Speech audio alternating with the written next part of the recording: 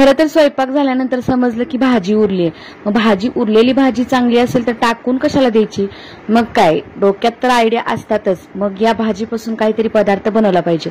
चपात्या झालेल्या होती, चपात्याची नंतर जे परात होती चपात्या केलेली ती त्या परातीमध्ये तर ज्वारीचं पीठ घेतलेलं आहे मी. असं म्हटलं जातं अन्न हे पूर्ण ब्रह्म आहे. त्यामुळे काय होतं जितकं लागल तेवढंच खायला घ्यायचं किंवा स्वयंपाक सुद्धा करत असताना जितका लागेल तेवढाच करायचा.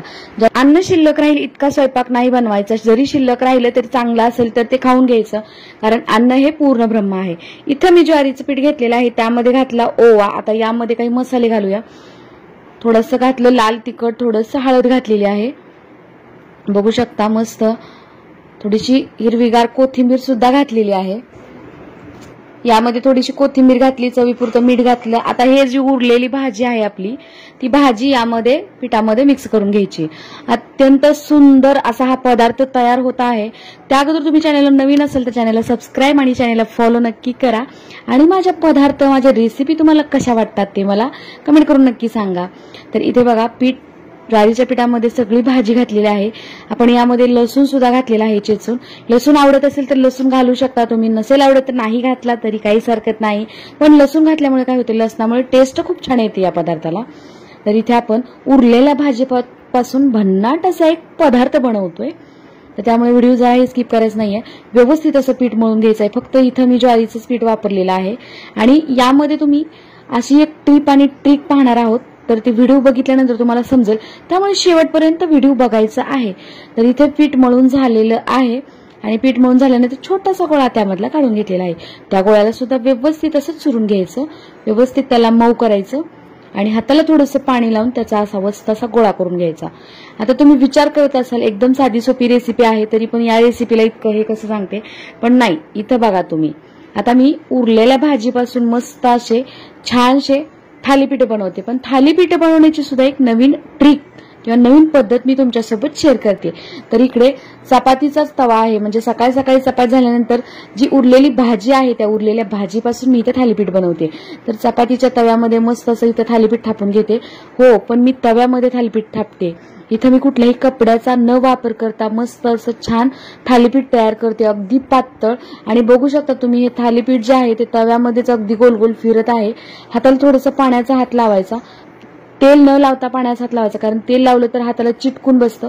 थोडंसं पाण्याचा हात लावून हे थालीपीठ एकदम पातळ असं तव्यामध्ये थापून घ्यायचं आहे.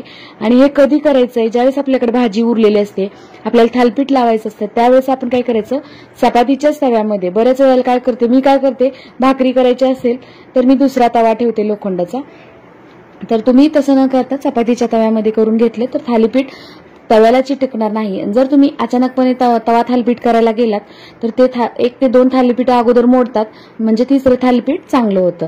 तर हे बघा, मी तर आता इथं तव्यातच थापून घेतलेलं आहे थालीपीठ. वरून थोडंसं तेल लावलेलं आहे, त्याला तव्यातच मी छिद्र पाडून घेतलेले आहेत. थालीपीठाचे मी भरपूर असे प्रकार मी या अगोदर सुद्धा तुमच्यासोबत शेअर केलेले आहेत. आपल्या फेसबुक पेजला जाऊन नक्की चेक करा, तुम्हाला या डिस्क्रिप्शनमध्ये लिंक देते. आणि फेसबुक पेजवर बघत असाल तर फेसबुक पेजला नक्की फॉलो करा. आपल्या चॅनलवरती भरपूर अशा रेसिपी मी अपलोड केलेल्या आहेत. नक्कीच आपल्या फेसबुक पेजला भेट द्या. तर इथे बघा आपलं थालीपीठ तव्यामध्ये थापून झालेलं आहे. खालचं सुद्धा पीठ मी व्यवस्थित मळून घेतलं आणि वरचं जे थालीपीठ आहे तर व्यवस्थित असं उलटफुलट करून भाजून घेतलेलं आहे तव्यावर, बघू शकता. कारण माझा हा व्हिडिओ बघितल्यानंतर बरेच जण म्हणत भांडे कसे दाखवते, काय दाखवते, हे बरेचसे प्रश्न बऱ्याच जणांच्या मनात असतात. म्हणूनच मी सांगितलं उरलेल्या भाजीपासून मस्त असा थालीपीठ तयार होतो.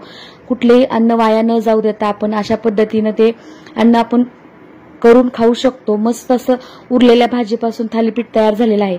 भाजी जर खराब झाली असेल तर त्याचं थालीपीठ नाही करायचं.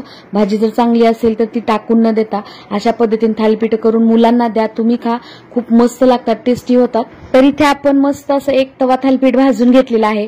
दुसऱ्या सुद्धा थालीपीठाला व्यवस्थित असं एक खालच्या बाजूने तेल लावायचं, वरच्या बाजूने पाण्याचा हात घ्यायचा आणि ते थालीपीठ थापायचं. जास्त जर तवा हलत असेल तर सांडशीने धरून तुम्ही थापू शकता किंवा एखाद्या कपड्याचा सहारा घेऊ शकता, कपड्याने धरू शकता. तर जितकं शक्य होईल, जितकं पातळ थापता येईल तितकं थालीपीठ हे पातळ थापायचं आहे.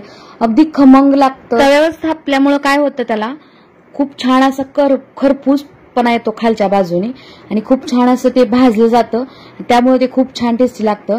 तर बाकीचेही थालीपीठ मी अशा पद्धतीनं करून घेणार आहे. तुम्ही नक्की ट्राय करा. इथे बघा आपले सगळे थालीपीठ मी करून घेतलेले आहेत. तर आमच्या तर घरामध्ये उरलेल्या भाजीची थालीपीठ सगळ्यांना आवडतात. तुमच्या घरामध्ये आवडतात का नाही ते मला कमेंट करून नक्की सांगा. आणि हो, माझी ही रेसिपी तुम्हाला कशी वाटली ते सुद्धा नक्की सांगा. एकदा करून तर बघा तुम्ही खा, मुलांना द्या, केल्याशिवाय कळणार तरी कसं. तर बघा हा पदार्थ खूप टेस्टी आणि रुचकर झालेला आहे. बाकीचे सुद्धा पदार्थ असेच टेस्टी रुचकर असतात, त्यामुळे चॅनेलला नक्कीच फॉलो करा. चला मंडळी, पुन्हा भेटूया अशाच एका छानशा आणि हटके टेस्टी रेसिपी सोबत. तोपर्यंत मस्त खा आणि मजेत राहा. व्हिडिओ पाहिल्याबद्दल धन्यवाद.